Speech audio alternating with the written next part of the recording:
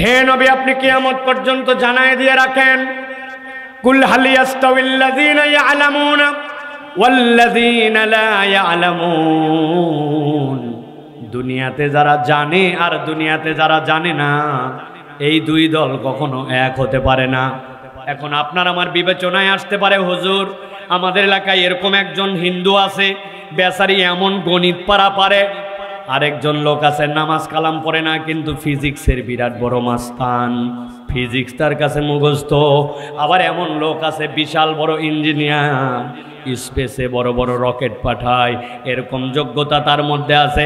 তাহলে যেই লোক ফিজিক্স পারে সেও তো কিছু জানে, যেই লোক গণিত পারে সেও তো কিছু জানে, যেই লোক মহাকাশে রকেট পাঠায় সেও তো জানে।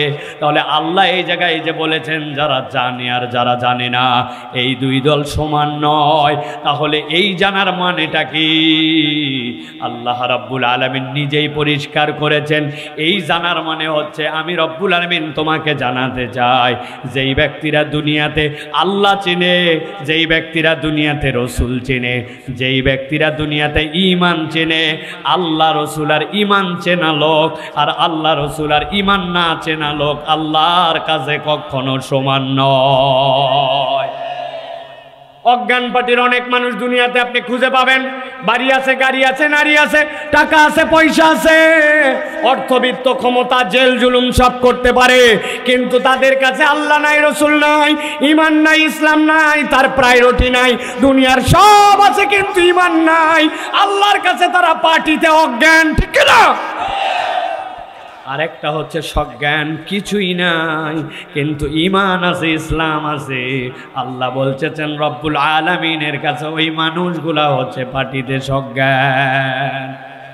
আল্লাহ রব্বুল আলামিন গুনাগুণ বর্ণনা করতেছেন। এবার দুনিয়ার মানুষ ভালো করে জেনে নাও, ইন্নাল্লাযীনা আমানু, তোমাদের মধ্যে থেকে যারা ঈমান আনে, ওয়া আমিলুস সলিহাত, ঈমান আনার পরে বসে থাকে না, ওই বান্দারা আমলে সালেহ করে, আল্লাহ বলছেন আমি তাদের পরিচয় দিলাম, উলাইকা হুম খায়রুল বারিয়া। আল্লাহ রাব্বুল আলামিনের পক্ষ থেকে এরাই হচ্ছে সুসংবাদ প্রাপ্ত, অনুগ্রহ প্রাপ্ত। আল্লাহর পক্ষ থেকে এই মানুষগুলা আল্লাহর স্পেশাল, আল্লাহর ঘোষণা অনুযায়ী খায়রুল বারিয়া, কল্যাণের উপর অধিষ্ঠিত। সুবহানাল্লাহ। আল্লাহ বলছেন জাযাউহুম ইনদা রাব্বিহিম, এই মানুষগুলার জন্য আমি রব্বুল আমিন বললাম আমার কাছে তাদের জন্য রিওয়ার্ড আছে। কি রিওয়ার্ড? আল্লাহ বলছেন জান্নাতু আদনিন তাজরি মিন তাহতিহাল আনহার, আমি রব বললাম এই মানুষগুলার জান্নাত আছে যার নিচ দিয়ে নহরমালা প্রবাহিত, খালিদিনা ফিহা আবাদা। আল্লাহ বলছেন একবার যদি ওই জান্নাতে কেউ ঢোকে, ওখান থেকে আমি রব্বুল আলামিন তাদেরকে আর বের করব না। আল্লাহ বলছেন রাদিয়াল্লাহু আনহুম ওয়া রাদু আন, এই মানুষগুলার প্রতি আল্লাহ খুশি, আবার আল্লাহ রাব্বুল আলামিনও তাদের প্রতি খুশি। যালিকা লিমান খাশিয়া রাব্বা, আল্লাহ বলছেন এইটা তো ওই মানুষগুলার দ্বারাই সম্ভব যেই মানুষগুলা আল্লাহ রাব্বুল আলামিনকে ভয় করার মতো ভয় করে। গভীর মনোযোগে খেয়াল করেন, মুখস্থ করে ফেলেন। আল্লাহ রাব্বুল আলামিন এখানে মূলত তিনটা পুরস্কার আর তিনটা গুণাগুণের কথা বলেছেন এক শ্রেণীর ব্যক্তির ব্যাপারে। আল্লাহ বলছেন, আল্লাহ রাব্বুল আলামিন যাদেরকে বলছেন আল্লাহর পক্ষ থেকে তারা খায়রুল বারিয়া, আল্লাহর পক্ষ থেকে তারা নৈকট্য প্রাপ্ত, আল্লাহর পক্ষ থেকে যারা শুভাশিস প্রাপ্ত, আল্লাহর পক্ষ থেকে যারা গ্র্যান্টেড মানুষ, তাদের তিনটা গুণ, ইন্নাল্লাযীনা আমানু ওয়া আমিলুস সলিহাত। আর শেষে বলতেছেন যালিকা লিমান খাশিয়া রাব্বা, যেই ব্যক্তিরা আল্লাহকে ভয় করে, তাহলে এই তিন গুণ যার আছে আল্লাহ বলছেন ওই মানুষগুলার নিয়ামত আল্লাহর পক্ষ থেকে তাদের সাথে। সুবহানাল্লাহ।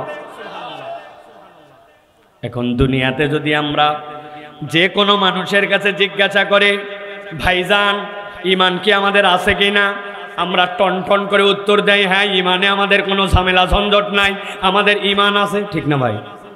আমলে সলের অবস্থা কি? আমলে সলেও আমরা করি। কি আমলে সলে করে? নামাজ পড়ি, রোজা রাখি, হজ করি, যাকাত দেই, আমলে সলে আমরা করি, বলি কি না? আর 3 নম্বর আল্লাহকে ভয় করেন, কয় আল্লাহকে ভয় না করলে কি ইসলাম গ্রহণ করি নাকি? কিন্তু আজকে আমরা একটু হিসাব মিলাবো যে আমরা যে বলি আমলে সলে করি, আমরা যে আল্লাহকে ভয় করি, আল্লাহ রাব্বুল আলামিন মানুষকে এই যে খয়রুল বারিয়া বললেন, বারিয়ার মধ্যে আল্লাহ রাব্বুল আলামিন যে আমলে সলের কথা বললেন, যেমন তেমন আমলে সলেহাতে বান্দা আল্লাহর কাছে অনন্য হয় না, বরং আল্লাহর পছন্দনীয় কতকগুলো আমলে বান্দা আল্লাহর কাছে খয়রুল বারিয়া হয়, আল্লাহর কাছে অনুগ্রহ প্রাপ্ত, আল্লাহর কাছে জান্নাতে যাওয়া লিস্টেড হয়। এই রকম কতকগুলা গুণাগুণ আল্লাহ এবং তার রাসূল আপনাকে আমাকে জানাইছেন। আমি আমার সাধ্যের মধ্যে আজকে আমাদের দুনিয়ার জীবনে এমন 5টা গুণের কথা আলোচনা করব, যেই 5টা গুণ যদি বান্দার জীবনে থাকে আল্লাহ রাব্বুল আলামিন তাদেরকে খয়রুল বারিয়ার মধ্যেই অন্তর্ভুক্ত করে নিবেন। সুবহানাল্লাহ। তাহলে আমরা চাই যে আল্লাহ রাব্বুল আলামিন আমাদেরকে অনুগ্রহ করেন, আমাদেরকে আল্লাহ দয়া করেন, আমরা জান্নাতের তালিকাভুক্ত হয়ে যাই। আমরা চাই কি না ভাই? আরে সবাই চাই, আমরা হাত তুললেও চাই, না তুললেও চাই। পাগলও জান্নাতে যেতে চায়, জাহান্নামে যেতে চায় না, ঠিক কি না? কিন্তু প্রিয় ভাইয়েরা, আমরা তো জান্নাতে যেতে চাই, কিন্তু আমাদের কাজবাজ, আমাদের আখলাক, আমাদের গুণাগুণ, ওই গুণাগুণের দিকে যদি আমরা তাকাই তাহলে আমরা দেখতে পাই যে আমাদের ওই জান্নাতে যাওয়ার কাজের সাথে আমাদের গুণাগুণের মিল নাই। আমি সংক্ষিপ্তভাবে আপনাদের কাছে এমন 5টা গুণের কথা আলোচনা করব প্রথম পর্বে, এরপরে যদি সময় থাকে দ্বিতীয় পর্বে আরেকটা কথা বলবো। এই 5টা গুণ, যেই 5টা গুণাগুণ আমাদের থাকলে আল্লাহ চাইলে আমাদেরকে আল্লাহ জান্নাতের উপযুক্ত করে ফেলবেন। বলেন না আল্লাহুম্মা আমিন। আমরা কি এটা শুনতে রাজি আছি ভাই? আপনারা কি অ্যাক্টিভ আছেন তো? দেখে একটু কারা কারা আছেন একটু হাত তোলেন, দেখে একটু আছেন আপনারা ইনশাআল্লাহ? হাতটা একটু শক্ত করে তোলেন। একটা তাকবীর দিয়ে আমরা জানান দিব এবং আলোচনায় প্রবেশ করব যে ময়দানের মধ্যে যারা আছে তারা মর্দে মুজাহিদের মতো মাগরিবের পরে ময়দানে হাজির হয়ে গেছে। পারবেন ইনশাআল্লাহ? যারা পারবেন তারা হাত সোজা করেন, আর যারা পারবেন না তারা হাত নামায় ফেলেন। পারবেন সবাই? হাত নামান, একসাথে তুলতে হবে। অনেকেই ফাঁকি দিয়ে রাখছে, অনেকে ফাঁকি দিয়ে রাখছে। তবে আমি সব জায়গায় বলি ভাই, ম্যাক্সিমাম আমার আলোচনা শুনলে দেখবেন আমি সব মানুষের হাত উঠাতে চাই না। যেই মানুষের হাতে মোবাইলে প্রবলেম, গিরিজ নাই, গিয়ার ওয়েলে ঝামেলা, হাতের জায়গায় মোবাইল লাগে না ভাই, এইগুলো যদি ঝামেলা থাকে তাইলে তো এই মানুষের হাত সোজা হবে না। এখন আল্লাহ সব দিছে আপনারা ফ্রি, কিন্তু আপনি তারপরেও হাত তুলবো না একটু, এই পক্ষের হলে আমার কিছু বলার নাই। আর যদি আল্লাহর জন্য একটু হাত দুটা শক্ত করে সোজা করতে পারেন, একসাথে সবাই হাত দুটা সোজা করেন। মাশাআল্লাহ, হাত সোজা হয়েছে। এবার একটু কোমরটা টানা দেন, টানা দেন। মাশাআল্লাহ, শক্ত করে টানা দেন। পিছনে দেন একটু, এবার একটু সামনে হাতটা দেন, সামনে। মাশাআল্লাহ, সোজা করেন। এবার একটু ডানে দেন, এবার একটু বামে দেন। এবার হাত সোজা করে ডানে বামে তাকায় দেখেন কারা কারা উঠাতে পারে নাই। তাকায় নেন। এই পিচ্চাই, হ্যাঁ, সোজা করছেন সবাই? এবার গলাটা পরিষ্কার দেন, ভালো করে দেন, হয় নাই। সোজা করে তোলেন, হাতটা একটু নড়াচড়া দেন, নড়াচড়া দেন। মাশাআল্লাহ, মাশাআল্লাহ। সোজা করেন হাত, এবার সোজা সোজা সোজা। এবার বুক বরাবর নিয়ে নেন, এই বরাবর। এবার আমরা একটা তাকবীর দিয়ে আজকে আমরা জানাতে চাই যে বরগুনার মানুষ আজকে কোরআন শোনার জন্য প্রস্তুত আছে। রেডি তো সবাই? পারবেন ইনশাআল্লাহ? এইরকম তাকবীর দেন নাই জীবনে, এইরকম হুঙ্কার দিয়ে একটা তাকবীর দিতে হবে। পারবেন ইনশাআল্লাহ? সিঁড়িতে যারা বসছেন ওনারা কি আমাদের সাথে না আলাদা আছে? আপনারা পারবেন ইনশাআল্লাহ? দেখে একটা তাকবীর দেন সকলে। আমি বলবো লিল্লাহে তাকবীর, আপনারা হাত দুটো উপর দিকে ছুঁড়ে দিয়ে বলবেন আল্লাহু আকবার। পারবেন না ইনশাআল্লাহ? দিয়ে আবার হাত নামায় ফেলবেন। রেডি সবাই? রেডি? দেখে একটা তাকবীর দেন, লিল্লাহে তাকবীর, লিল্লাহে তাকবীর। আল কোরআনের আলো, আল হাদিসের আলো, তোমার নেতা আমার নেতা, তোমার নেতা আমার নেতা, আলেম ওলামা যেখানে, আল্লাহর আইন যেখানে, লিল্লাহে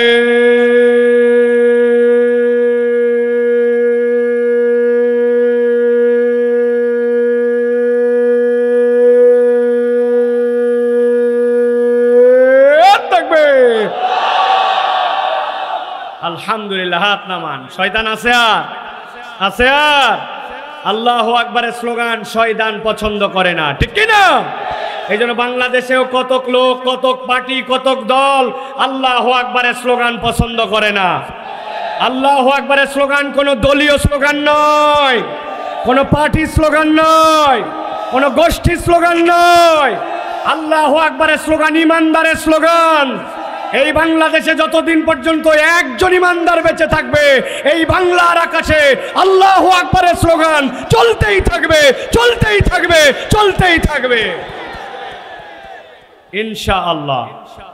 আগামীর বাংলাদেশ ইনশাআল্লাহ ইসলামের বাংলাদেশ, কোরআনের পক্ষের বাংলাদেশ, আলেম ওলামার বাংলাদেশ। আমাদের মধ্যে আর কোনো ভেদাভেদ নাই। তুমি যে পীর সাহেবের মুরিদ হও, হক হলেই হলো।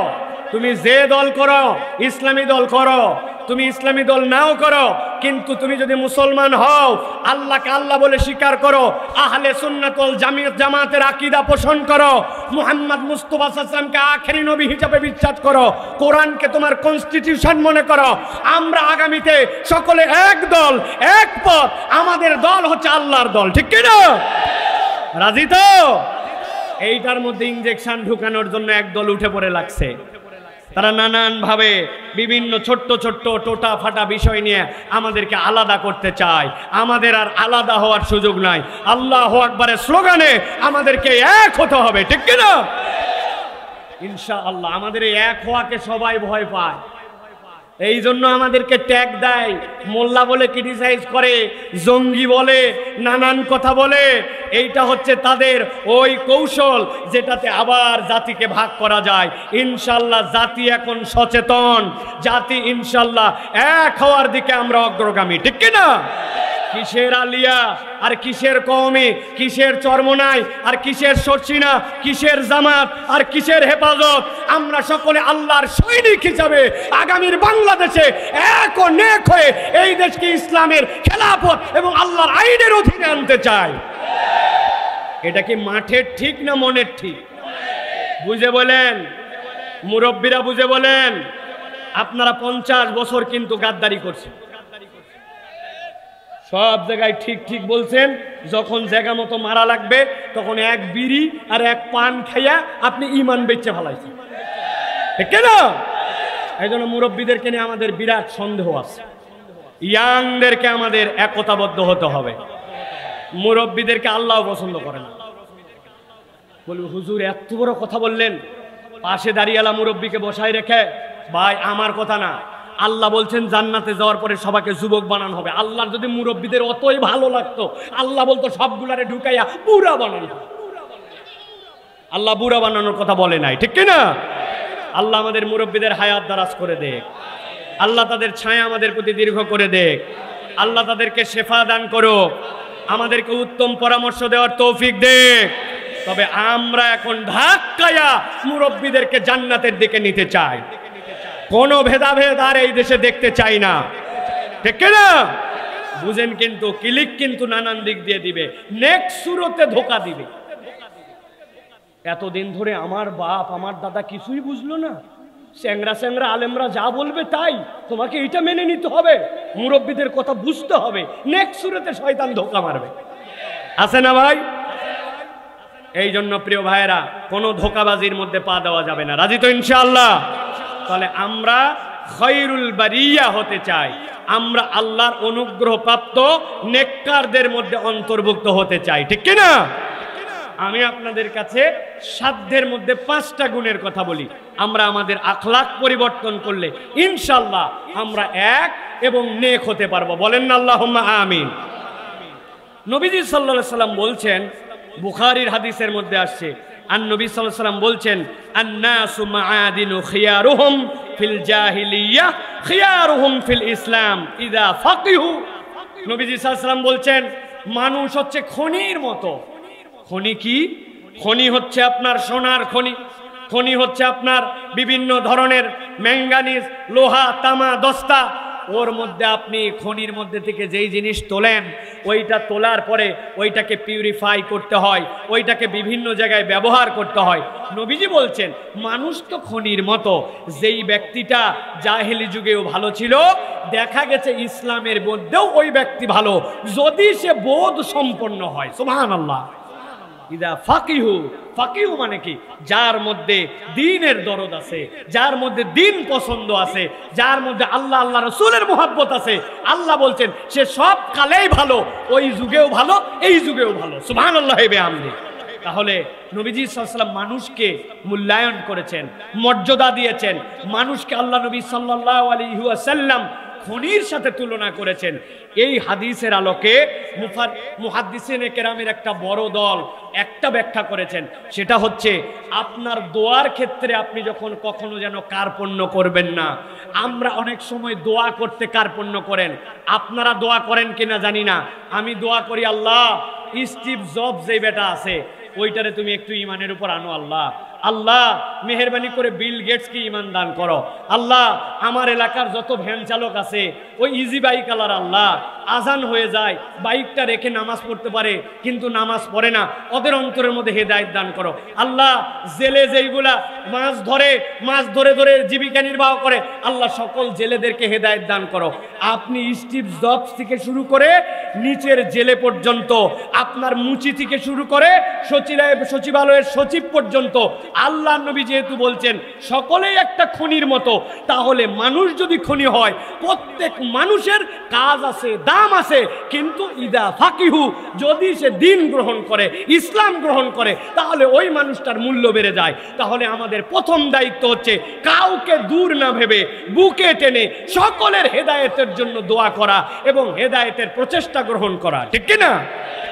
এটা হচ্ছে ইমানদারের তবিয়ত হবে। প্রিয় ভাইরা, আল্লাহর কাছে সবচেয়ে উত্তম হিসাবে বিবেচিত হবে কে? ভালো করে খেয়াল করেন, প্রশ্নটা মনে রাখবেন।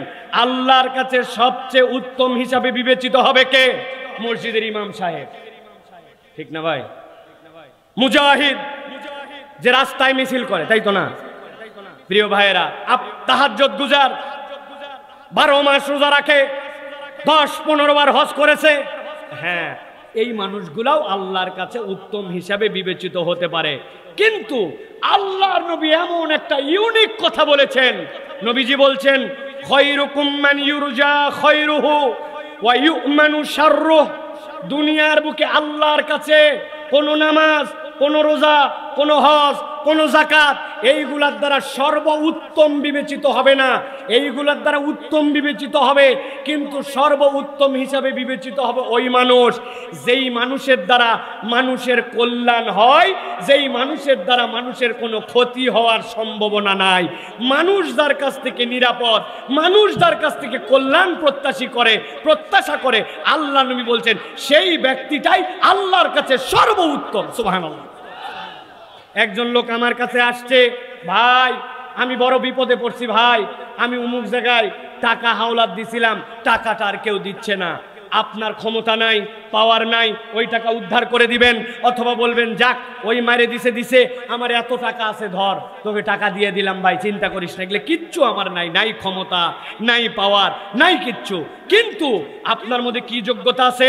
আপনি তার কাঁধে হাত দিয়ে বলছেন, আল্লাহ রাব্বুল আলামিন যদি আমাকে তৌফিক দেয় আমি বলার চেষ্টা করব, ভাই আমি তোমার জন্য দোয়া করব, ঘাবড়ায় যাও না, ধোঁকা দিয়ে কেউ কোনোদিন বিজয়ী হয় নাই। আল্লাহ তোমার হালাল ইনকাম যারা বিরোধিতা করতেছে, যারা তোমাকে দিচ্ছে না, আল্লাহ তাদেরকে হেদায়েত দেখ। তবে আমার যদি কোনো ক্ষমতা পাওয়ার, কাউকে বলার, আমার কথার দ্বারা কোনো উপকার হয়, আমি ভাই হিসাবে তোমার সাথে আছি। কিছুই করতে পারে না, কিন্তু মুখ দিয়ে সে অপরের কল্যাণকামী। আর ওই মানুষ নিশ্চিত হয়েছে যে সে তাকে ক্লিক মারবে না, 2 নম্বর বুদ্ধি দিবে না, খারাপ বুদ্ধি দিবে না, ধোঁকাবাজি করবে না। নবীজি বলছেন এই চরিত্র যার মধ্যে আছে, আল্লাহ বলছেন আল্লাহর কাছে তার থেকে উত্তম আসমানের নিচে জমিনের উপরে কোনো মুমিন নাই।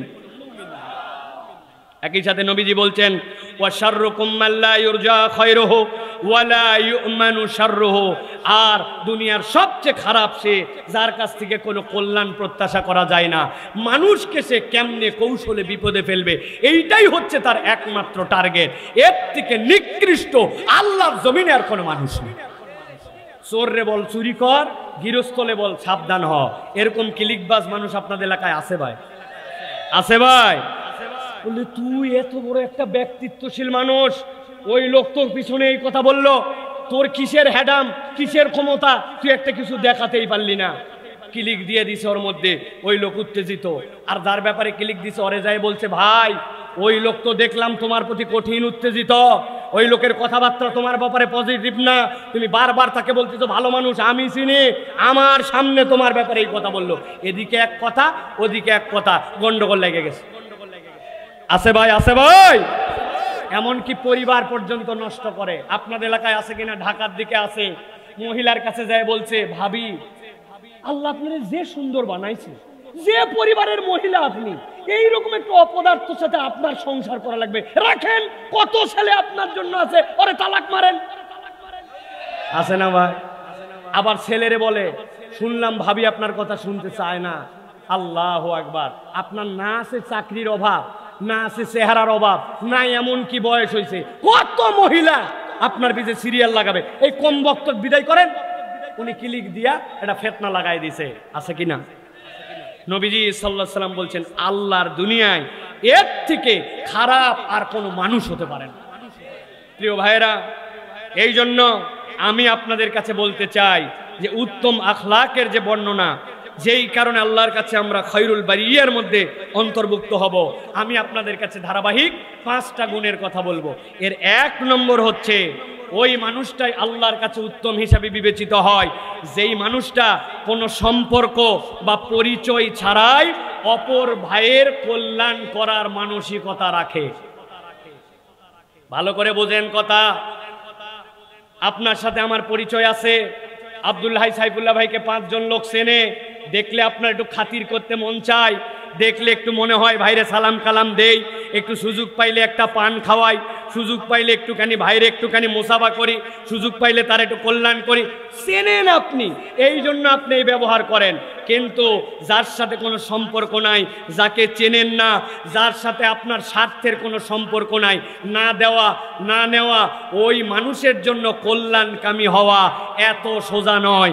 এই জন্য বলছে কেউ যদি খায়রুল বারিয়ার অন্তর্ভুক্ত হতে চায় তাহলে কোনো সম্পর্ক বা পরিচয় ছাড়াই সাহায্য করার মানসিকতা লাগবে। আপনি কতটা সাহায্যকারী এর 2টা মিজান আছে। 1 নম্বর আপনি কতটা সহানুভূতিশীল, আর 2 নম্বর বিনিময় প্রত্যাশা করেন না।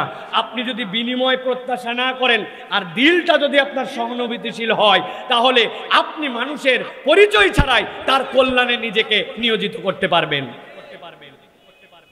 আল্লাহ নবী সাল্লাল্লাহু আলাইহি সাল্লাম বলছেন দুনিয়ার মানুষ ভালো করে জেনে রাখো, আমি মুহাম্মদ মুস্তাফা সাল্লাল্লাহু আলাইহি সাল্লাম কিয়ামত পর্যন্ত তোমাদের কাছে বলে গেলাম মান কানা ফি হাজাতি আখিহি কানা আল্লাহু ফি হাজাতিহি। দুনিয়ার কোনো মানুষ যদি কোনো ভাইয়ের প্রয়োজন মিটানোর জন্য আগায় যায়, আমি আল্লাহ রাব্বুল আমিনের পক্ষ থেকে জেনে তোমাদেরকে জানালাম, তুমি যখন অপর ভাইয়ের কোনো প্রয়োজন, তার কোনো জরুরত যখন নিবারণ করার জন্য চেষ্টা করবে, আল্লাহ রাব্বুল আলামিন তোমার প্রয়োজন মিটাইয়া দিবে। আল্লাহ রাব্বুল আলামিন কোরআনুল কারীমের মধ্যে এটার একটা উসুল দিয়েছেন। আল্লাহ বলছেন তাআওয়ানু আলাল বিররি ওয়াত তাকওয়া ওয়ালা তাআওয়ানু আলাল ইসমি ওয়াল উদওয়ান। আল্লাহ বলছেন দুনিয়ার মানুষ ভালো করে জেনে রাখো, তোমরা অপর মুমিন অপর ভাইয়ের তাকওয়া এবং কল্যাণের পথে তোমরা সহযোগী হও। আর অপর ভাই যদি কল্যাণ করে, অকল্যাণ কিছু করে, তার অকল্যাণে কখনো তোমরা সহযোগী হবে না। দুনিয়ার দিকে যদি আপনি তাকানো যুবক, ভালো করে এই কথাটা ভালো করে মাথার মধ্যে ঢুকায় দেখেন তো, দুনিয়া আপনাকে কার পিছে লাগাইছে? দুনিয়া আপনাকে লাগাইছে প্রতিযোগিতার পিছনে, আপনাকে একজনের সাথে আরেকজনের প্রতিদ্বন্দ্বী বানায় দিছে। দিছে, তোমারেও ফার্স্ট হতে হবে, তোমারেও ফার্স্ট হতে হবে, তোমাকেও আগায় যেতে হবে, তোমাকেও যেমনে হোক তোমাকে সামনে দিকে পৌঁছায় যেতে হবে।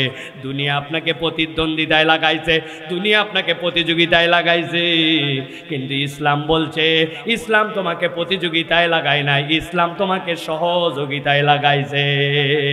তাআওয়ানু আলাল বিররি ওয়াত তাকওয়া, মুসলমান মুসলমানের সহযোগী হবে। আল্লাহর নবী সাল্লাল্লাহু আলাইহি সাল্লাম বলছেন, কোন ব্যক্তি যখন অপর মুসলমানের কল্যাণকামী হবে, ওই বান্দার যত হাজত আছে আল্লাহ রাব্বুল আলামিন সব হাজতগুলা পূরণ করে দিবে। ছোট্ট ছোট্ট উদাহরণে মানুষের জীবনে পরিবর্তন হয়।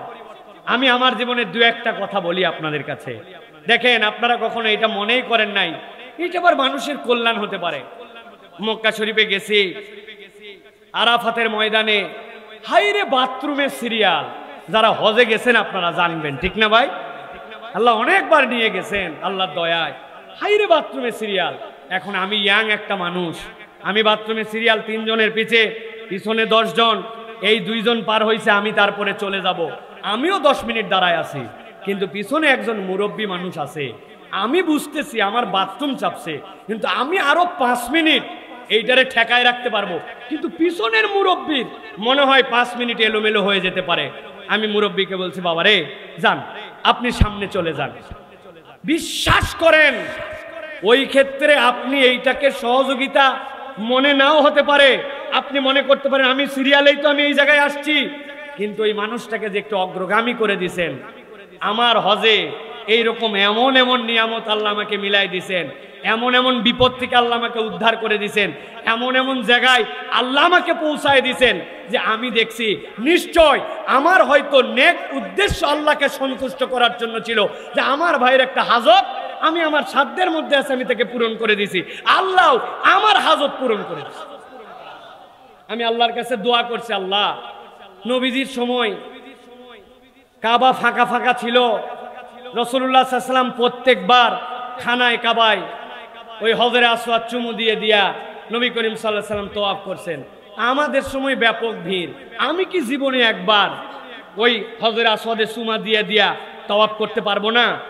আল্লাহ রাব্বুল আলামিন আমার মতো এরকম একটা লের ভেড়া, গায়ের মধ্যে কিচ্ছু নাই, 60 কেজি ওজন না, এইরকম একটা ছেলেকে ওই রকম মোটা মোটা দাঙ্গা দাঙ্গা সাইজ ওদের মধ্যে আল্লাহ বলছে, যা তোর দোয়াটা কবুল করলাম বান্দা, আমি একটু কষ্ট পাইছি কিন্তু আমি ওই রকম 7 চক্কর দিছি আর ওই হজরে আসওয়াদে চুমা দিয়ে দিয়ে আমার তওয়াফ শেষ করছি।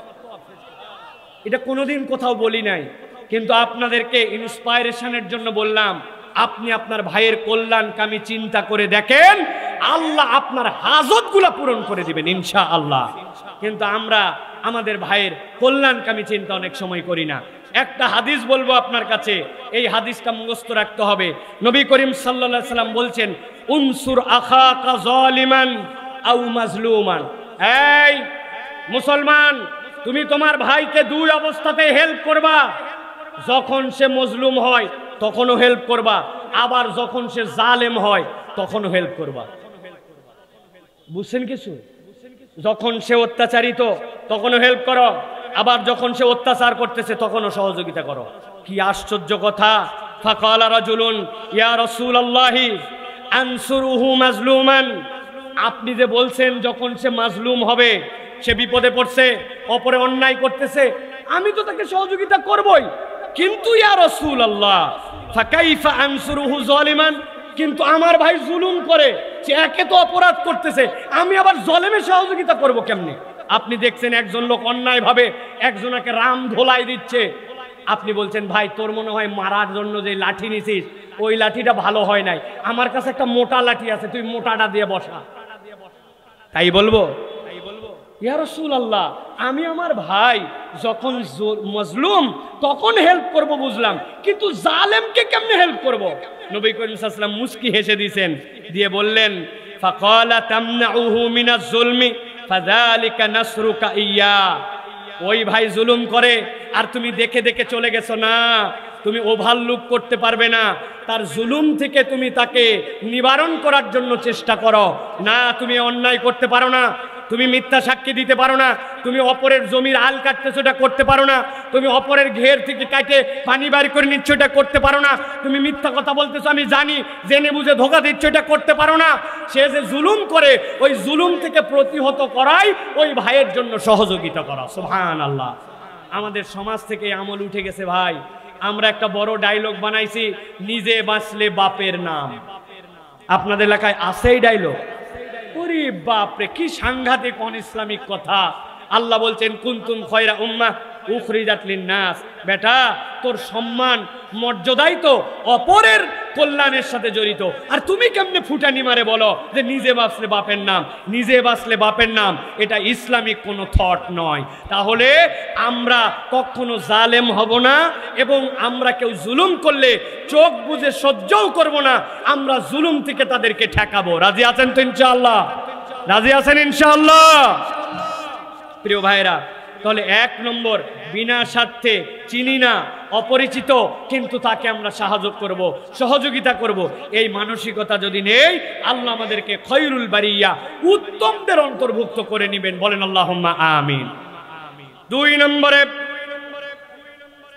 কোরআন সুন্নাহ আমাদেরকে বলছে মানুষ যদি আল্লাহর কাছে মকবুল হতে চায়, প্রিয় হতে চায়, আল্লাহ রাব্বুল আলামিনের কাছে গ্রহণযোগ্য হতে চায়, ওই মানুষের জীবনে একটা গুণ অর্জন করা লাগবে। ওই মানুষটা তর্ককে পরিহার করে, আর মানুষ তর্ক ততক্ষণ পরিহার করতে পারে না দিল থেকে যতক্ষণ পর্যন্ত মানুষ উদার না হয়। অতএব আপনাকে কথায় কথায় ঝগড়া, কথায় কথায় তর্ক, কিছু হতে না হতে আপনি মানুষের সাথে ঝগড়াঝাটিতে লেগে যান, ছোট্ট ছোট্ট ইস্যু নিয়ে তর্কের মধ্যে আমরা যুক্ত হয়ে যাই। কোনো বান্দা তর্কের মধ্যে যদি যুক্ত হয়ে যায়, অপর ভাইকে যদি ঠেস দিয়ে কথা বলে, অপর ভাইয়ের অন্তরের প্রতি যদি অন্তর থেকে শ্রদ্ধাশীল না হয়, ওই মানুষটা আল্লাহ রাব্বুল আমিনের কাছে প্রিয় পাত্র হতে পারে না।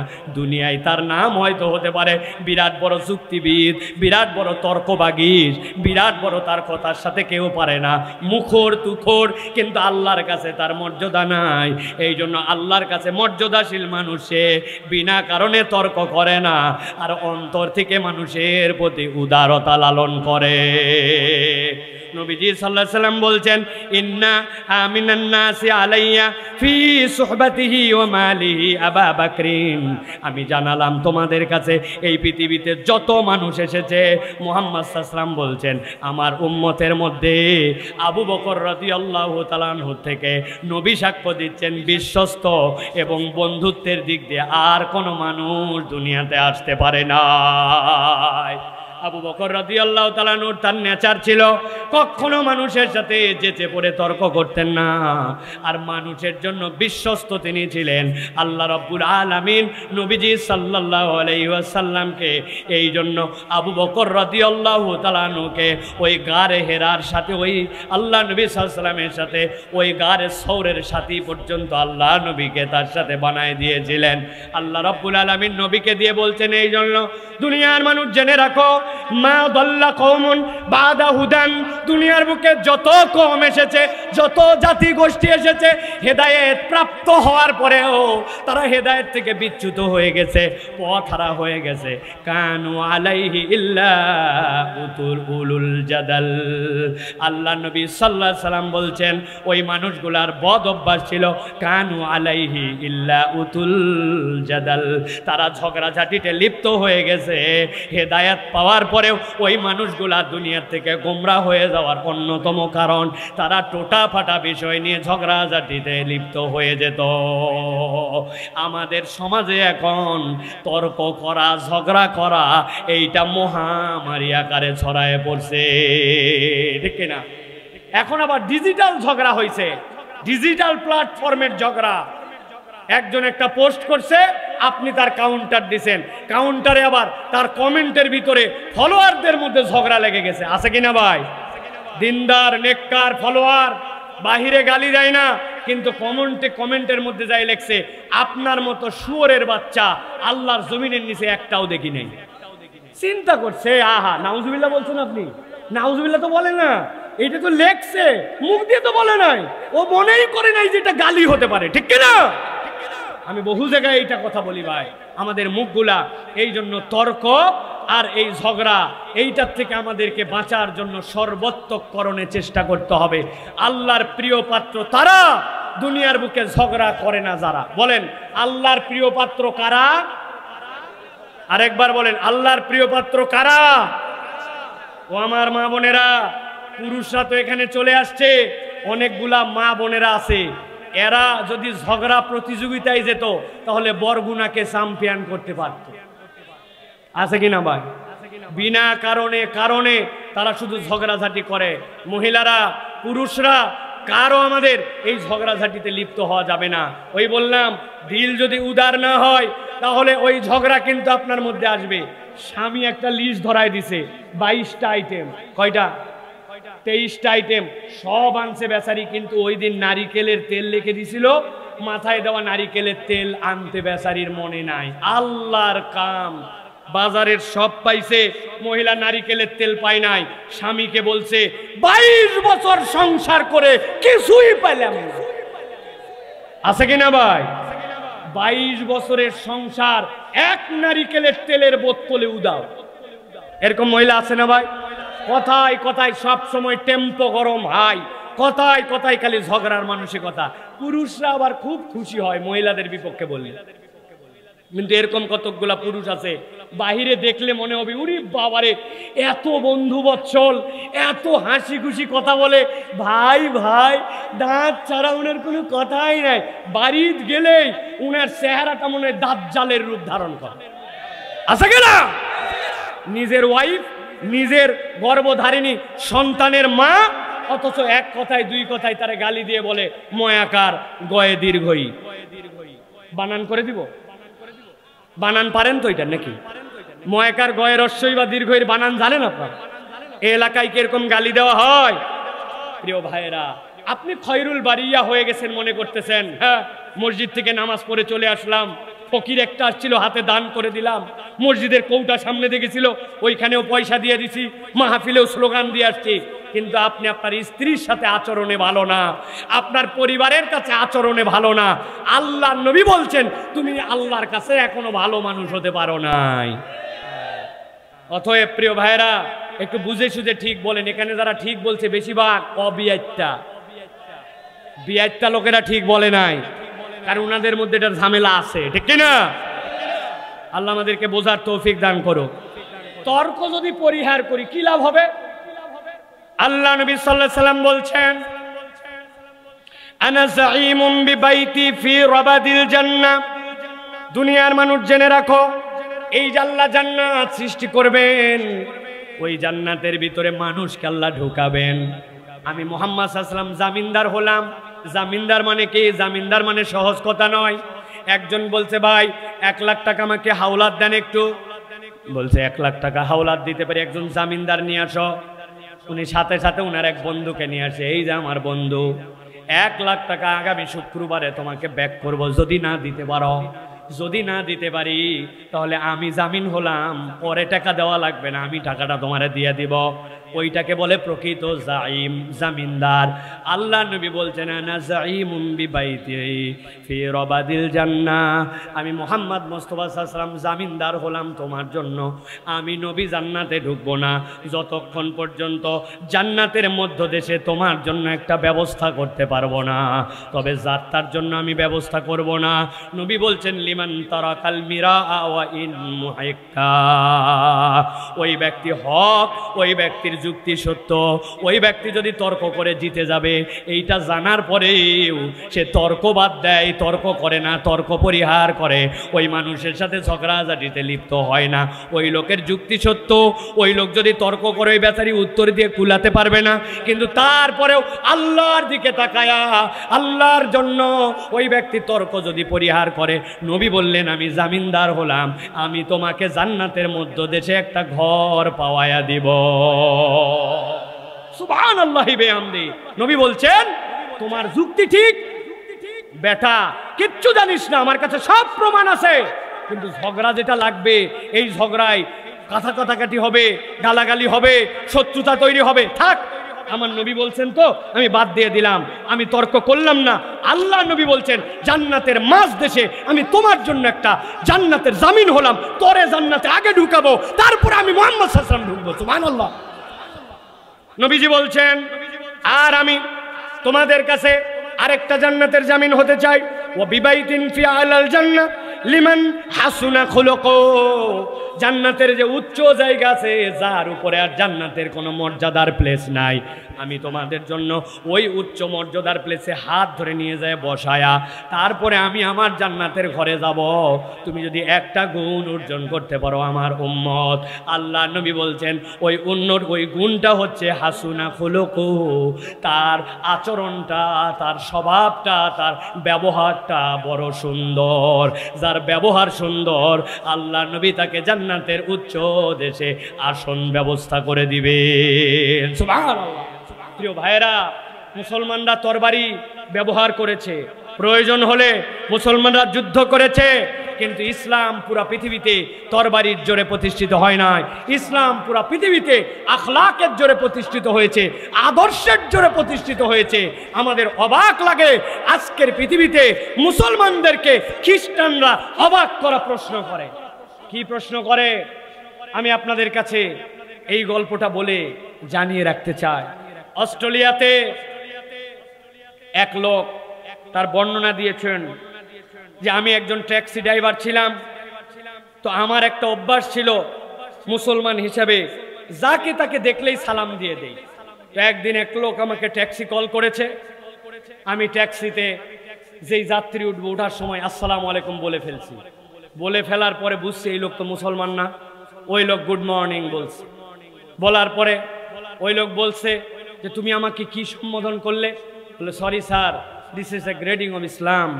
ইসলামের এটা হচ্ছে একটা শুভেচ্ছা বাণী।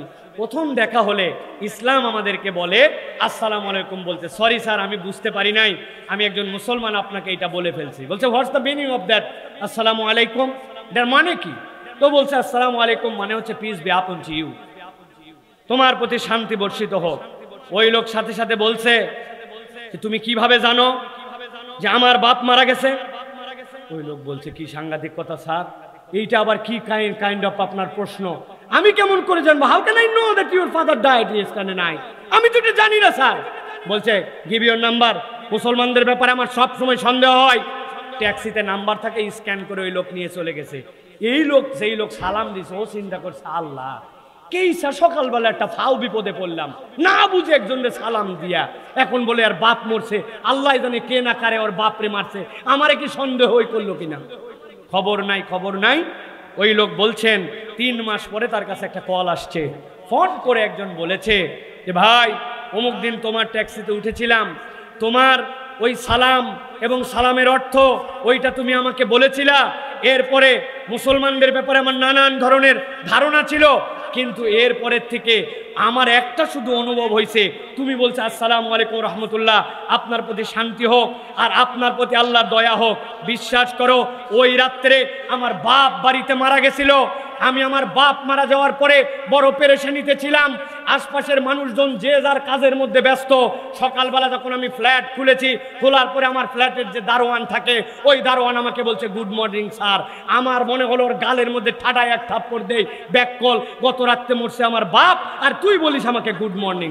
আসলে তো ওই দারোয়ান জানে না ওর বাপ মরছে, হেও তো অনেক দিন অনেক লোকের বাপ মরার পরে গুড মর্নিং বলছিল, বলে না?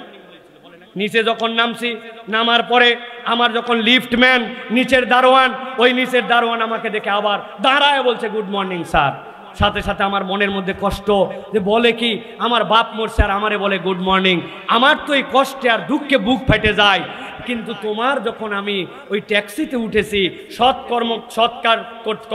সৎকার করার জন্য আমি কোন জায়গায় নিয়ে যাব, কথা বলার জন্য যাব, আর তুমি আমাকে বলছো আসসালামু আলাইকুম, আপনার উপর শান্তি বর্ষিত হোক। আমার যেন মনে হয়েছিল গত রাত্রে সারা রাত আমার অন্তরে কষ্ট ছিল, জ্বালা ছিল। আমি এরপরে তুমি মনে আমাকে সান্ত্বনা দিচ্ছ, আবার বলছো রহমত রাহমাতুল্লাহ, আর তোমার প্রতি আল্লাহর দয়াও হোক। মানে আমার তো বাপ চলে গেছে, এটা আমার জন্য বিরাট বড় বিপদ, আল্লাহ যেন আমাকে তোমার একটা দয়া দেয়। আমার কেন যেন মনে হলো জেনে বুঝে বোধহয় তুমি বলছো, আসলে তো তুমি জানো না। এরপরে ইসলামের প্রতি আমার দৃষ্টিভঙ্গ পরিবর্তন হয়েছে, পরিবর্তন হয়ে ইসলাম স্টাডি করতে শুরু করেছি। 1 মাস 2 মাস 3 মাস পরে আমি সব প্রণোদিত হয়ে একজন ইমামের কাছে যে আমি মুসলমান হয়ে কালেমা পড়ে মুসলমান হয়ে গেছি। আপনারা বলছেন সুবহানাল্লাহ, কিন্তু ওই লোক বলছে বিপদের কথা। ওই লোক বলছে ভাই আমি তো ইসলাম গ্রহণ করলাম, মুসলমান হয়ে গেলাম, বড় আনন্দিত হলাম, কিন্তু ঝামেলায় পড়ছি একটু ভাই, ঝামেলায় পড়ে তোমার নাম্বার সেভ রাখছিলাম, এই নাম্বারে ফোন দিছি। ওই লোক বলছে মাশাআল্লাহ, আমার কথায় আমার সালামে আপনি এত বড় দিনে আসলেন, আবার ঝামেলায় কি করলেন? বললো ভাই আমি সারা জীবন মদ খাইছি, আমি সারা জীবন ধোঁকাবাজি করছি, শনিবার দিন আমরা হলেই তো বারে চলে গেছি, আমাদের বিয়ে শাদীর কোনো লাম লাক্কা এগুলো কোনো সম্পর্ক ছিল না, ধোঁকাবাজি আমাদের কাছে কোনো প্রবলেম ছিল না।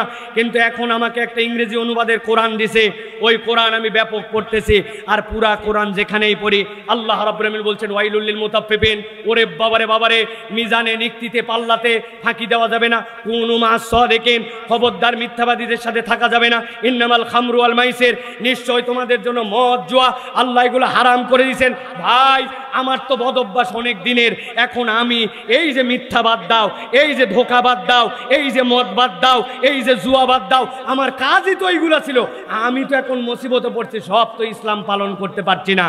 তো কই আমি আপনাকে কিভাবে সহযোগিতা করতে পারি? বলে ভাই ওই জন্যই তোমার কাছে আমি ফোন দিছি, তোমরা তো পুরাতন মুসলমান, আমার বিশ্বাস আমি যত মুসলমানের সাথে মিশি তাদেরকেও তো দেখি আমার সাথেই ধোঁকাবাজি করে, আমার সাথে অনেকে মিথ্যা কথা বলে, আমি যেইগুলা বারে যাই অনেক মুসলমান আমার সাথেও বারে যায় মদ খায়। নিশ্চয় আমি নতুন মুসলমান বলে আমার কাছে এমন একটা কোরআন শরীফ দিছো যেই কোরআনটা হচ্ছে নিউ কোরআন, আর তোমরা পুরাতন মুসলমান, তোমাদের কাছে একটা কোরআন আছে যেই কোরআনটা হচ্ছে ওল্ড কোরআন।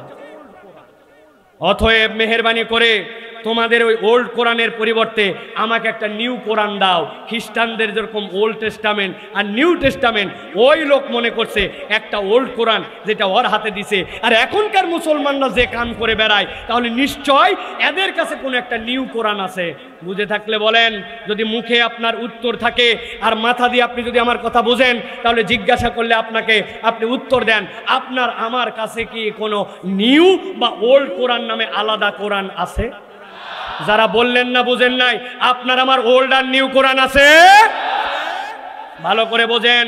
আমি আপনার কাছে নবীজির হাদিস থেকে বলেছিলাম, নবী করিম সাল্লাল্লাহু আলাইহি সাল্লাম বলেছেন ওয়া বিবাইতিন ফি আলাল জান্নাহ লিমান হাসুনা খুলুকুহু, যার আচরণ উত্তম ওই ব্যক্তিকে আল্লাহ নবী জান্নাতের উচ্চ দেশে জায়গার ব্যবস্থা করবেন। কিন্তু মুসলমান তার আচরণ, তার আখলাক, তার কথা, তার বিহেভিয়ার, তার ব্যবসা, তার মানুষের সাথে মেলামেশা, তার কথাবার্তা, তার বন্ধুত্ব নির্বাচন, তার চলাফেরা, তার পোশাক, তার চুল কাটা, তার প্যান্ট পরা, তার বিহেভিয়ার, মুরব্বীকে সম্মান করা, মুরব্বীর ছোটদের সাথে আচরণ, এইগুলা দেখলে মনে হয় আমাদেরও বোধহয় ওই খ্রিস্টানদের মতো আলাদা একটা মডিফাই কোরআন আছে। কেননা কোরআন যা বলে মুসলমানদের আখলাক এখন তার উল্টা। অতএব আমাদের আখলাক দেখে মানুষ আর মুসলমান হয় না, উল্টা আমাদের কাছে এখন নিউ কোরআন চায়।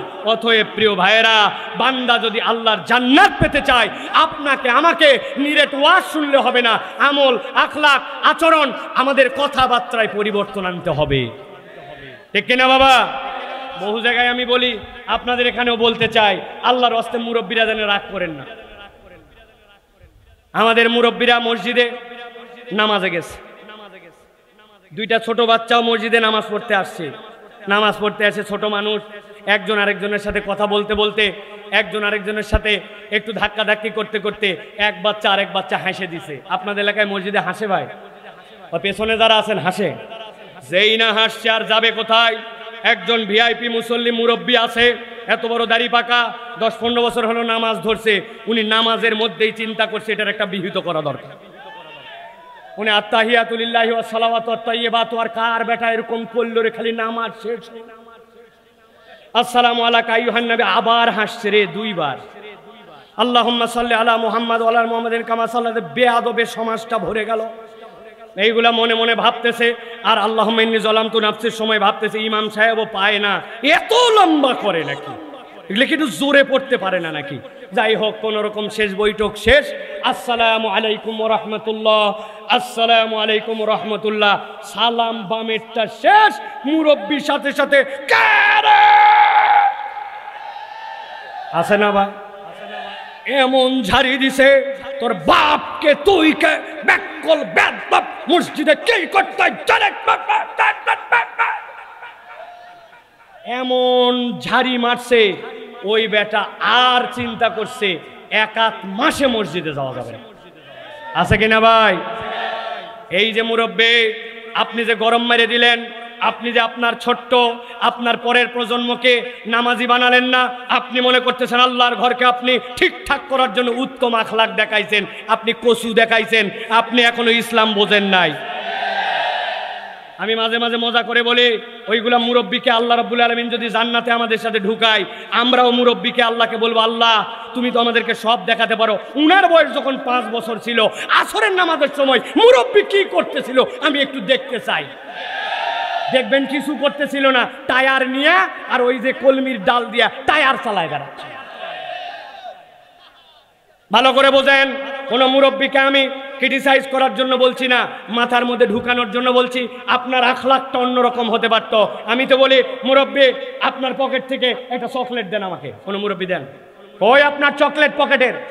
হুজুর চকলেট নিয়ে ঘুরবো কি জন্য? আমার কি ডায়াবেটিস আছে নাকি যে হাইপো হলে আমার চকলেট খাওয়া লাগবে? জি না। মসজিদে ওই বাচ্চাটা চিল্লায় উঠেছে, একটুখানি কথা বলছে, নামাজ শেষ করে শান্ত করে তার কাঁধে হাত দিয়েছেন, দিয়ে বলছেন, দাদু মসজিদে আসছিস, খুব খুশি হয়েছি, কিন্তু নেই চকলেটটা খা। চকলেটটা সিলে মুখে দেওয়ার পরে বলছেন, দাদু রে, মসজিদে আসলে মানুষ হাসে, বল, হাসলে কিন্তু অন্যরা কষ্ট পায়, নামাজ সুন্দর হয় না, তুই কিন্তু আর হাসবি না, আর একবার যদি না হাসিস আগামী ওয়াক্তে 2 চকলেট। ওই বেচারি খুশি হয়ে পরের ওয়াক্তে আসছে, ও দেখবেন হাসতে পারে। আপনি কৌশলে নামাজে একটু পরে দাঁড়াইছেন, দাঁড়ায়া এক পাশে ওরে নিছেন, আরেক পাশে আলাদা দিছেন, 2 বাচ্চাকে পাশাপাশি দাঁড় হতে দেন নাই। নামাজ শেষ হয়েছে, 2 চকলেট হাতে ধরাই দিয়ে বলছেন, মাশাআল্লাহ আমার দাদু ভাই, তুই তো হাসিস নাই, তুই সুন্দর কথা শুনছিস দাদু ভাই। ও আসছে, চকলেট দিছেন। 7 দিন পরে চিন্তা করছেন, প্রত্যেক ওয়াক্তে চকলেট দিলে তোর মন জগবে না।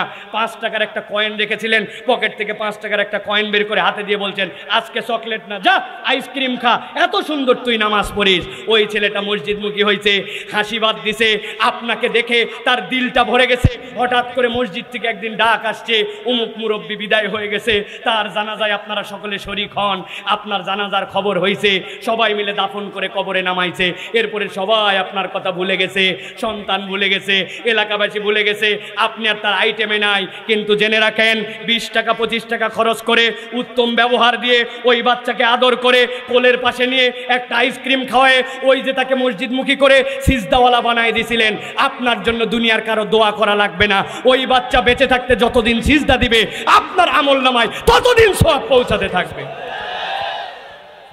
এর নাম হচ্ছে উত্তম আখলাক।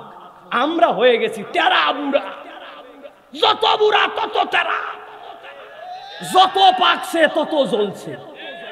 যারা ঠিক বলতেছে এর মধ্যে আবার অসংখ্য আমাদের বেয়াদব আছে, মুরব্বীদেরকে সম্মান করে না। ঠিক না ভাই?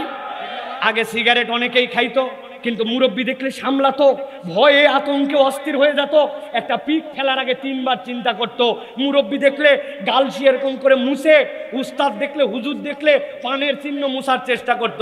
আর এখন ধোঁয়া মুখের উপরে মারে, মুরব্বীও ভাল্লুক করে। ঠিক কিনা? অতএব ইসলাম বড়দেরকে সম্মান করতে বলেছে, ছোটদেরকে স্নেহ করতে বলেছে। এর নাম উত্তম আখলাক। আল্লাহ নবী বলছেন, যার আখলাক উত্তম হবে, আমি জান্নাতের উচ্চ দেশে তাকে একটা জায়গা দিয়া তারপরে আমার জান্নাতে যাব। সুবহানাল্লাহ। তাহলে 2টা গুণের কথা বলেছি, একটা তর্ক পরিহার আর একটা বিনা পরিচয়ে মানুষের উপকার। মনে থাকবে তো ইনশাআল্লাহ? আর কয় মিনিট আছে? আর তো সময় নাই বেশি। জি জি, বলতে থাকবো, বলতে থাকবো। আপনি বলতে থাকলেও বলতে থাকবো, না বলতে থাকলেও বলতে থাকবো। চলেন প্রিয় ভাইরা, 3 নম্বরে, এই গুণটা বড় সাংঘাতিক গুণ। জীবনে কোনোদিন, আমার বিশ্বাস, আমার কথা না শুনলে এই গুণের কথা আপনার কেউ বলেই নেই। মানুষের মধ্যে উত্তম একটা গুণ হচ্ছে শোনার মানসিকতা। কি বলেছি? হ্যাঁ, পিছন থেকে বলেন। মুরব্বীরা না, মুরব্বীদেরকে আমি নির্দেশ দিতে পারি না। আমার আমার জেনারেশনে আমার বয়সের ছেলেরা বলো 3 নম্বর গুণাগুণ খৈরুল বারিয়ার জন্য সোনার মানসিকতা, বলো সোনার মানসিকতা। আমরা এখন সক্রিয় শ্রবণ, নিজের সহানুভূতি এবং অপরের প্রতি শ্রদ্ধার বহিঃপ্রকাশ। সক্রিয় শ্রবণ মানে কি? আপনাকে কেউ কোনো একটা কথা বলছে, আপনি ওইটাকে মনোযোগ দিয়ে শোনেন, দিল দিয়ে শোনেন, তার কথাটাকে মূল্যায়ন করেন। এই সক্রিয় শ্রবণ নিজের সহানুভূতি এবং অন্যের প্রতি শ্রদ্ধার বহিঃপ্রকাশ। আমাদের সমাজে আমরা বলতে চাই, শুনতে চাই না। অথচ আল্লাহ রাব্বুল আমিন বলছেন ওয়া ইযা কুরিয়াল কুরআনু ফাসতামিউ লাহু ওয়া আনসিতু লাআল্লাকুম তুরহামুন। আল্লাহ বলছেন আমি আমার প্রিয় সৃষ্টি মানুষের জন্য জানালাম, তাদের কাছে যখন কোরআন তেলাওয়াত করা হয়, কোরআনের কথা বলা হয়, কোরআন হাদিসের কথা তাদের সামনে উপস্থাপন করা হয়, আমি রব্বুল আমিন দায়িত্ব দিলাম ফাসতামিউ লাহু, শোনার মতো করে শোনো, ওয়া আনসিতু, আর তোমরা চুপ করে থাকো, কেবল শুনতেছি এরকম নয়, কথাবার্তা বলো না, হই হাঙ্গামা করো না। আল্লাহ বলছেন আমি তোমাদের জন্য জানালাম লাআল্লাকুম তুরহামুন, আশা করা যায় তোমাদের জন্য আল্লাহর পক্ষ থেকে দয়া নাজিল হবে। আল্লাহ রাব্বুল আমিন শোনার জন্য এই দায়িত্ব দিয়েছেন, সাথে সাথে আল্লাহ সতর্ক করেছেন। আল্লাহ বলছেন বান্দা তুমি শোনো বেশি, বলো কম। আল্লাহ বলছেন মা ইয়ালফিযু মিন কাওলিন ইল্লা লাদাইহি রাকীবুন আতীদ। ভালো করে বোঝেন, আল্লাহ বলছেন মা ইয়ালফিযু মিন কাওলিন, দুনিয়ার বুকে কোনো মানুষ কোনো কথা বলতে পারে না। জিজ্ঞাসা করি বলুন তো ভাই, মানুষ কথা বলতে পারে না? পারে না? আল্লাহ বলছেন পারে না। মা ইয়ালফিযু মিন কাওলিন, আল্লাহ ইল্লা দ্বারা ইস্তিসনা করতেছেন, ইল্লা দ্বারা আল্লাহ ইস্তিসনা করে বলতেছেন ইল্লা লাদাইহি রাকীবুন আতীদ। আলেম ওলামার কাছ থেকে শুনে নেবেন, আল্লাহ রাব্বুল আমিন যদি বলতেন লাদাইহি রাকীবুন, এইটুকুই যথেষ্ট হতো, কিন্তু আতীদ আল্লাহ রাব্বুল আমিন ব্যবহার করেছেন। আল্লাহ বলছেন আল্লাহ কেবল সংরক্ষকই নন, আল্লাহ রাব্বুল আমিন যেভাবে সংরক্ষণ করতে পারেন দুনিয়ার কেউ সেইভাবে সংরক্ষণ করতে পারে না। আল্লাহ বলছেন বান্দার ওই কথাই মুখ দিয়ে বের হয় যেই কথাকে হেফাজত করে, যেই কথাকে সংরক্ষণ করে হিসাব নেওয়ার ক্ষমতা আল্লাহ রাব্বুল আলামিন রাখেন। অতএব কথা বলার সময় হিসাব করে কথা বলা লাগবে, ঠিক না? আপনারা দেখছেন কিনা, আমি বহু জায়গায় বলেছি, বিগত 17 বছরের যে ঘটনাটা মাত্র কয়েক দিনের মধ্যে ঘটে গেল, ওইটা কেবলমাত্র একটা কথা বলা আর একটা কথা না বলার দ্বারা হয়ে গেছে, ঠিক কিনা? কি বলার দ্বারা সেইটা আর বললাম না, আপনারা তো সবাই জানেন। কিসের বাচ্চা কাচ্চা বলছে ওইটা বলা, আর কি না বলা। এইটা বলার পরে যদি উনি বলতো আবার ভুল হয়ে গেছে, ক্ষমা করে দেন, আমার এই কাজটা বলা ঠিক হয় নাই, আমি সকলের কাছে মাপ চাইলাম, তাহলে বলাটাও ভুল, আবার ক্ষমা চাওয়ার মতো মন মানসিকতাও আসে নাই। এক কথার ভুলে রব্বুল আলামিন থাপড়ায়া বের করে দিছে, ঠিক না? এই জন্য আল্লাহ রাব্বুল আমিন বলছেন মা ইয়ালফিযু মিন কাওলিন ইল্লা লাদাইহি রাকীবুন আতীদ। রব্বুল আমিন বলছেন যা তুমি বলো একটু হিসাব করো, ওই কথাগুলো রব্বুল আলামিনের কাছে সংরক্ষণ করা থাকে। এই জন্য আল্লাহ বান্দার দিক থেকে দেখতে চান বান্দা যেন শ্রবণ করার মানসিকতা গ্রহণ করে। আপনার আমার নবীর অনেক গুণের কথা আলোচনা হয়, কিন্তু আমার নবী যে উত্তম শ্রোতা ছিলেন এইটার আলোচনা আমাদের সমাজে না। নবীজি সাল্লাল্লাহু আলাইহি সাল্লাম এশার আজান হয়ে গেছে। নবীজি সাল্লাল্লাহু আলাইহি সাল্লামের নিয়ম ছিল আল্লাহ নবী সাল্লাল্লাহু আলাইহি সাল্লাম তার হুজরার মধ্যে থাকতেন। সাইয়েদিনা বেলাল রাদিয়াল্লাহু তাআলা যাই খবর দিয়েছেন ইয়া রাসূলুল্লাহ কদ হানা ওয়াক্তিস সালাহ, সালাতের সময় হয়ে গেছে, আপনি ইমামতির জন্য আসেন। আল্লাহ নবী সাল্লাল্লাহু আলাইহি ওয়াসাল্লাম ইমামতির জন্য ঘর থেকে বের হয়ে মেহরাব পর্যন্ত আসবেন। এমন সময় যেই না পিছনের কাতার পার করে সামনের দিকে আসবেন, হঠাৎ করে যা আরাবিয়ন, একজন বেদুইন আসছে। বেদুইন আসার পরে আল্লাহ নবীকে সালাম দেওয়ার পরে হাতটা জড়ায় ধরছে। যারটা ধরার পরে হাতটা আল্লাহ নবী ধরে জিজ্ঞাসা করতেছে মুহাম্মদ কেমন আছো, পরিবারের অবস্থা কি তোমার? আশপাশের অবস্থা কি তোমার? আর জানো নাকি আমার অবস্থা কিন্তু খুব খারাপ, আমি অনেক দূর থেকে আসছি, একামত কিন্তু শেষ, সাহাবায়ে কেরাম কিন্তু দাঁড়ায় আছেন, আল্লাহর নবীর জন্য নামাজে দাঁড়ায় আছেন, আর এই বেদুইন আসার পরে নবীজির সাথে গল্প লাগাইছে, কেমন আছো, কি অবস্থা? আমার অবস্থা খারাপ, শোনো শোনো, বিগত 7 দিন অর্থনীতির অবস্থা আরো খারাপ, খালি আমার খারাপ নাকি, আমাদের এলাকার অবস্থা শোনো, এলাকার আরেক লোক। যখন এইগুলা গল্প জুড়াইছে, সাহাবায়ে কেরামের ভিতরে ভিতরে ওসখোস, এই বেটা তোর কথা বলার সময় নাই, একামত হয়ে গেছে, কথা তো বলবি, নবী করিম সাল্লাল্লাহু আলাইহি ওয়াসাল্লাম তো আসেনি, কথা বললে এখনই এত কথা বলা লাগবে কেন? সাহাবায়ে কেরামের মধ্যে উসখোস। কিন্তু আল্লামা রাগিব ইসফাহানি আর আখলাকুন নবীর ভিতরে হাদিসটা সংকলন করেছেন, তিনি বলছেন আল্লাহ নবী তার দিকে মুখ ফিরাই এমনভাবে কথা বলতেছেন যেন মনে হচ্ছে তার হাতে অনন্ত সময়, নামাজ আজান এগুলার কোনো খবরই তিনি জানেন না, এমনভাবে কথা বলতেছেন।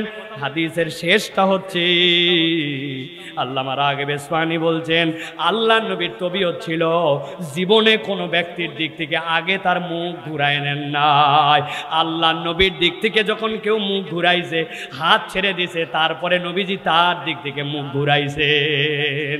অথচ আমরা মানুষের কথা শুনতে চাই না, মানুষের কথা শোনার মতো সময় নাই, একটু উল্টাপাল্টা কথা বললে আমার মেজাজ উল্টাপাল্টা হয়ে যায়। ইমানদারের চরিত্র হচ্ছে সে যদি তার সহনশীলতা আর অপরের শ্রদ্ধা এইটা করে, এইটার প্রমাণ দিতে চায়, মানুষের কথাগুলা ইজ্জতের সাথে শোনা লাগবে, ঠিক কিনা? অতএব মানুষের কথা আপনাকে মূল্য দিয়ে শুনতে হবে। প্রিয় ভাইরা, একটা হাদিস বলবো, আল্লাহ নবী বলছেন একদল লোক জাহান্নামের দিকে 70 বছরের রাস্তা ভুল করে আগায় রাখছে। কি বলছি? একদল লোক জাহান্নামের দিকে 70 বছরের রাস্তা ভুল করে আগায় রাখছে, জানেই না ও জাহান্নামের দিকে 70 বছর রাস্তা আগাইছে। নাউযুবিল্লাহি মিন যালিক। আল্লাহ তুমি তাদের মধ্যে আমাদেরকে অন্তর্ভুক্ত করো না, বলেন আল্লাহুম্মা আমিন। নবীজি বলছেন ইন্নার রাজুলা লা ইয়াতাকাল্লামু বিল কালিমাতি লা ইয়ারা বিহা বাসান লাহুই বিহা 70 খরিকান ফিন্নার। দুনিয়ায় কতগুলা মানুষ আছে যারা কোন কথা বলতেছে, ওই কথা কেন বলতেছে ওইটা হিসাব কিতাব করে বলেই না।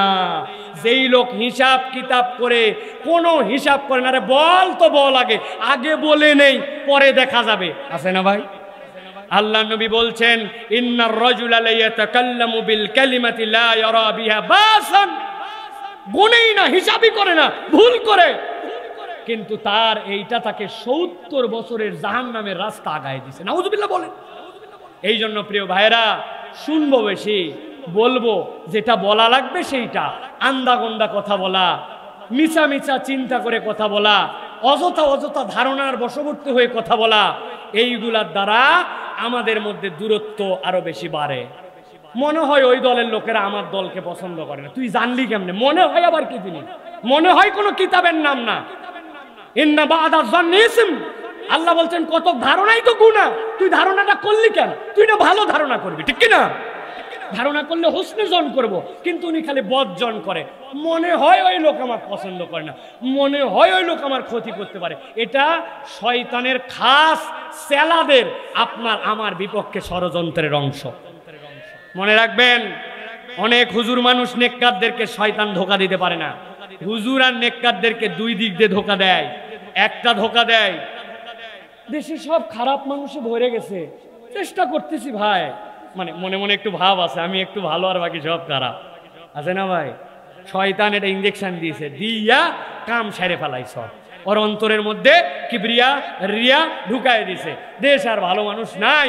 আহা হা হা রে, কত বললাম লোকজন নামাজ পড়ে না, আল্লাহর দয়ায় আমি একটু চেষ্টা করতেছি। মানে উনি যে নামাজ পড়ে প্রকারান্তরে এটা জানান দিচ্ছে, নামাজ তো পড়বেনি, কিন্তু আপনি অপরের তুলনায় নিজেকে ভালো মনে করতেছেন, এটা নেক্সট সুরতের শয়তানের ধোঁকা। এইভাবে ধার্মিক মুসলমানের আমল শেষ করে। আর 2 নম্বর, অন্তরের মধ্যে বিদ্বেষ ঢুকায় দেয়, হিংসা ঢুকায় দেয়, হিংসা ঢুকায়া ধার্মিক মুসলমানের সব শেষ। আপনাদের অনেক মুরব্বী আছে, বিকালবেলা চায়ের দোকানে যায় বসে, চায়ের দোকানে বসার পরে ডান পাশে বসছে গীবত কমিটির সভাপতি, বামে সেক্রেটারি, মধ্যে ক্যাশিয়ার। ডানের জন বলছে হুজুরের যা সমস্যা, হ্যাঁ হ্যাঁ 3টা জিনিস আমি জানছি হুজুরের। বামেরটা বলতেছে তুই কচু জানছিস, ওগুলা পুরাতন, আমি আরো নতুন আরেকটা দোষ জানি। বামেরটা বলাতে অবাক, মধ্যের যেই লোক অনেকক্ষণ কথা বলে নাই, কিন্তু শেষে চিন্তা করছে এরা খালে বলেই যাচ্ছে, আমি কি কিছু না বলে পারি?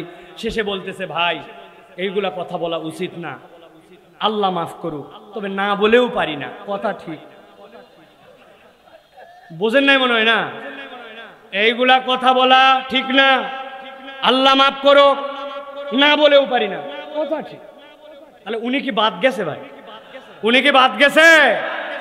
এই লোক হচ্ছে বোকার, স্বর্গে বসবাস করতেছে, ও গীবত কাকে বলে এটা বুঝেই নাই। অনেক বেকুব অনেক জায়গায় আছে। ওই যে একটা গল্প আপনারা শুনছেন না, এক লোক ছাদের উপরে ঘর করছে, করার পরে এখন ছাদ ঢালাই দেওয়া শেষ, ছাদ ঢালাই দেওয়ার পরে এখন উপরে কিছু আদলা ইট, ছোট ইট এইগুলো আছে, নিচে আছে শ্রমিক।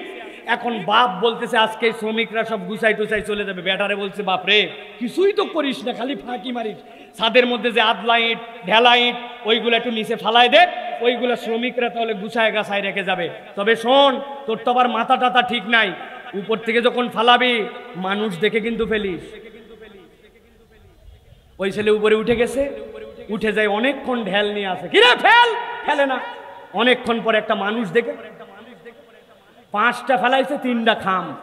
সাথে সাথে তো লোকজন জড়া হয়ে টাইনে বাইন্দে নিচে নামাই যায়, বদমাইশ উপর থেকে ঢেল ফেলায় মানুষের মাথা পাঠাচ্ছিস, এত দুষ্ট কেন? বলছে আমার কোনো দোষ নাই।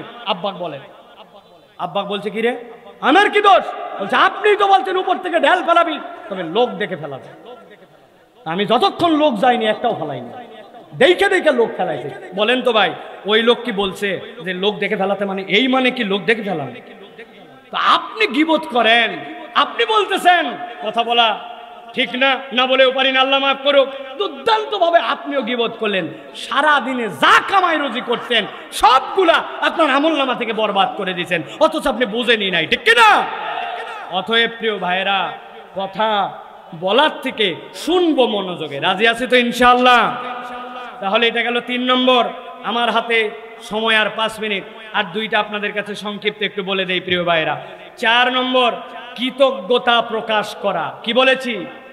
খৈরুল বারিয়া, আল্লাহর কাছে পুরস্কার প্রাপ্ত দলের অন্তর্ভুক্ত হতে হলে মানুষকে কৃতজ্ঞ হতে হবে। কি হতে হবে? কৃতজ্ঞ হতে হবে। প্রিয় ভাইরা, আপনাকে আমি একটা বার্তা দিয়ে যেতে চাই, হে তরুণ, হে যুবক, আপনি যদি আপনার ভিতরে পজিটিভ কিছু টান আনতে চান, পজিটিভ কোনো আকর্ষণ অনুভব করতে চান, কৃতজ্ঞ হতে হবে। পজিটিভ টান মানে কি? ইবাদত করতে কেন জানি আগ্রহ হয় না, নামাজ পড়তে কেন জানি মন টানে না, কোরআনটা পড়তে বলে কিন্তু তারপরেও কেন জানি কোরআন পড়তে মন চায় না, ভালো কাজ করতে কেন জানি টানে না। কি রে, আমার তো আমি এত ওয়াজ শুনলাম, এত মোটিভেটেড করার চেষ্টা করলাম, কিন্তু আমার ভালো কাজ টানে না কেন? সূত্র জেনে রাখেন, আপনি যদি আপনার ভিতরে পজিটিভ পরিবর্তন করতে চান তাহলে আল্লাহর কৃতজ্ঞতা আপনাকে করতে হবে। নবীজি সাল্লাল্লাহু আলাইহি ওয়াসাল্লাম বলেছেন, কৃতজ্ঞকে আল্লাহ রাব্বুল আলামিন নিজে শাকের হিসাবে কৃতজ্ঞ বান্দাকে আল্লাহ মাফ করে দেন। কে জানে না এই ঘটনা? আল্লাহ নবী বলছেন, গুফির আলী ইমরাতিম মুমিসাতিন, আল্লাহ রাব্বুল আলামিন এমন একজন প্রস্টিটিউট, এমন একজন নিজের দেহ বিক্রিকারী মহিলা, ইজ্জত বিক্রিকারী মহিলাকে রব্বুল আমিন মাফ করে দিয়েছিলেন।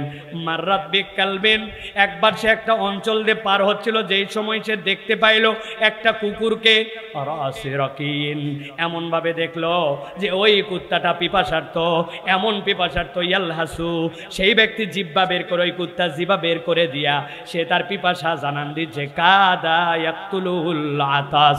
আল্লাহ নবী বলছেন এমন ভাবে পিপাসার্থ মনে হচ্ছে যেন তৃষ্ণায় কুকুরটা মারা যাবে। ওই বেশ্যা মহিলা, ওই প্রস্টিটিউট মহিলা, ওই নিজের লজ্জাস্থান বিক্রিকারী মহিলার মনের মধ্যে দয়া হয়ে গেল। সে সাথে সাথে তার মুজার থেকে পানি তুলে ওই পানিটা ওই কুকুরকে খাওয়ায় দিল। আল্লাহ নবী বলছেন এই পানিটুকু খাওয়ানোর কারণে রব্বুল আলামিন ওই মহিলাকে মাফ করে দিলেন। কখনো আপনাদের মনের মধ্যে এই প্রশ্ন জাগে নাই যে আচ্ছা এই পানি খাওয়ানোর দ্বারা কেমনে এই গুনাহ মাফ হলো? ওই মহিলা তো নিজে এমন একটা হারাম কাজ করতো পানি খাওয়ানোর দ্বারা। মুফাসসিররা মুহাদ্দিসরা ব্যাখ্যা করেছেন ওই মহিলা যেই গুনাহ করত ওটা বান্দার হক নষ্ট করার গুনাহ নয়, আল্লাহর হক নষ্ট করার গুনাহ।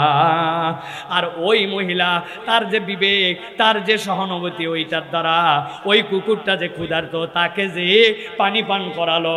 কাউকে যদি কেউ আপনাকে পানি পান করায় আপনি যেরকম কৃতজ্ঞ হন, তাবৎ সৃষ্টি আল্লাহর ওই কুকুরকে পানি খাওয়ানোতে আল্লাহ কৃতজ্ঞতা বোধ, আল্লাহর জাগ্রত হওয়ার কারণে নিজে যেহেতু শাকের আল্লাহ, আল্লাহ শাকের রব হিসাবে তাকে মাফ করে দিয়েছে। অতএব প্রিয় ভাইয়েরা, আমরা কৃতজ্ঞ হই, আমরা শুকরিয়া আদায় করি।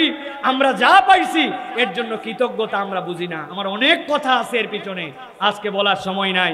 শুধু একটা উদাহরণ দেই, সারা জীবন মনে থাকবে। আল্লাহর কৃতজ্ঞতা কেন আপনার করতে হবে? আপনারা কি বাথরুমে খালি পায়ে যান না স্যান্ডেল নিয়ে যান? একটু কথা বলতে হবে। স্পঞ্জ ব্যবহার করেন? আচ্ছা, কখনো কি ভেবে দেখেছেন আপনার বাড়ির থেকে একদিন ফোন দিছে যে বাড়িতে আসার সময় একটা চটি স্যান্ডেল নিয়ে এসো? তো কার জন্য? বলে বাথরুমের স্যান্ডেলটা পিছলা হয়ে গেছে, আজকে আম্মা ঢুকেছিলেন পা পিছলাই গেছে, আব্বা গেছে পা পিছলাই গেছে, আপনি বাড়িতে স্যান্ডেল নিয়ে আসছেন কিন্তু ভাবেন নাই। কি ভাবেন নাই বলেন তো? আপনারা কি বাথরুমের ভিতরে যায় দৌড়াদৌড়ি করেন, জগিং করেন? জগিং বাথরুমের ভিতরে কি আমরা আপনার অনেকক্ষণ ধরে হাঁটা চলা করেন? 10 ধাপ 5 মিনিট, অথচ 3 মাস না যেতে আপনার জুতার তলা ক্ষয়ে যায়। আপনি একবার ভেবে দেখলেন না আপনার বাথরুমের জুতার তলা, আপনি মাত্র 10 ধাপ 3 মিনিট দিনে থাকেন, জুতার তলা ক্ষয়ে গেল। অথচ আপনার পা, আপনার বয়স 70 বছর 50 বছর, আপনি 90% সময় জুতাহীন, আপনি মাটিতে কাজ করছেন, মাছ ধরছেন, ক্ষেত খামার করছেন, বাড়িতে ঘুরছেন, মসজিদে গেছেন, অথচ আপনার পায়ের তলাটা জীবনে কোনোদিন খোয়ালো না। আপনার পায়ের তলা ফুটা হয়ে এক ফোঁটা রক্ত বের হলো না। আপনার পায়ের তলার জুতা খোয়া যায় আর পায়ের তলা খোয়ায় না। এইটার কৃতজ্ঞতাই তো বান্দা আল্লাহর কাছে সিজদায় পড়ে যাবে, ঠিক কিনা? কেননা এখানে যার 70 বছর বয়স, ওই লোকের যদি পায়ের তলা ক্ষয় যেত তাইলে তো এখন অনেকগুলার কাল্লা আসতো এই জায়গায়, অনেকগুলার কোমর আসতো এই জায়গায়, ঠিক কিনা? আপনি আল্লাহর কৃতজ্ঞতা বুঝেন নাই। আপনি প্রত্যেক দিন 22,000 বার আপনার চোখের পলক ফেলেন। আপনার গাড়ির ওয়াইফার যেটা, ওইটার পানি বদল করা লাগে, অথচ 22,000 বার পলক ফেলে আমার চোখের যদি পানি নেওয়া লাগতো, আর একবার যদি শুকনা আমার চোখ এলোমেলো হতো, আমার চোখ অন্ধ হয়ে যেতে পারত। আল্লাহর কৃতজ্ঞ না হলে কখনো খাইরুল বারিয়ার মধ্যে অন্তর্ভুক্ত হওয়া যায় না। অতএব আল্লাহর কৃতজ্ঞ হব, উত্তম শ্রবণকারী হব, আখলাক সুন্দর করব, তর্ক পরিহার করব, এবং আল্লাহ রাব্বুল আলামিন যেই বান্দাদেরকে পছন্দ করেন ওই বান্দাদের মধ্যে অন্তর্ভুক্ত হওয়ার জন্য চেষ্টা করব। আমরা চেষ্টা করব তো ইনশাআল্লাহ। আজকের মাহফিল থেকে আমরা নিজেদেরকে একটু পরিবর্তন করার চিন্তা করব ইনশাআল্লাহ। আল্লাহ কবুল করুন, আল্লাহুম্মা আমিন। সবাই বলেন আল্লাহুম্মা আমিন।